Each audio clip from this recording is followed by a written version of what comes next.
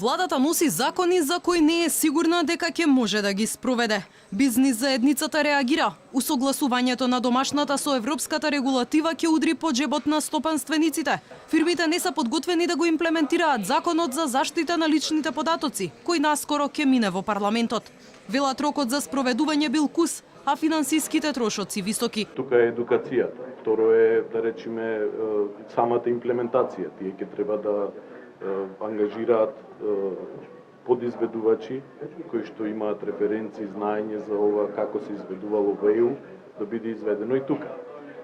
Трета работа е дека за оние кои што се посензитивни ќе треба да воведат современи технолошки мерки. Мислам дека е заблуда да се мисли дека само фирмите од ИКТ секторот се зафатени со овој закон, односно со оваа регулатива, заради тоа што наше мислење е дека овој процес ќе зафати многу поголем сет на фирми и организации, кои што јас сум сигурен голем дел од нив се и многу малце запознаени за последиците од оваа регулатива. Стопанските комори алармираат. Институциите, исто како и бизнис секторот, мора да бидат подготвени за новата законска регулатива. Многу е битно прашањето за инспекцијски надзор во оваа процедура, затоа што очекуваме дека на терен ќе излезат инспектори кои што си ја познаваат областа и ќе знаат да ги разберат потешкотиите и предизвиците кои што ги имаат сите фирми од сите различни сектори. Од Дирекцијата за заштита на лични податоци велат дека законот бил добар, направен бил во соработка со европските институции, а тимот кој ќе го спроведува бил целосно обучен од странски експерти. Сега поново нема да биде инспекција, него ќе биде супервизија, што е малку пошироко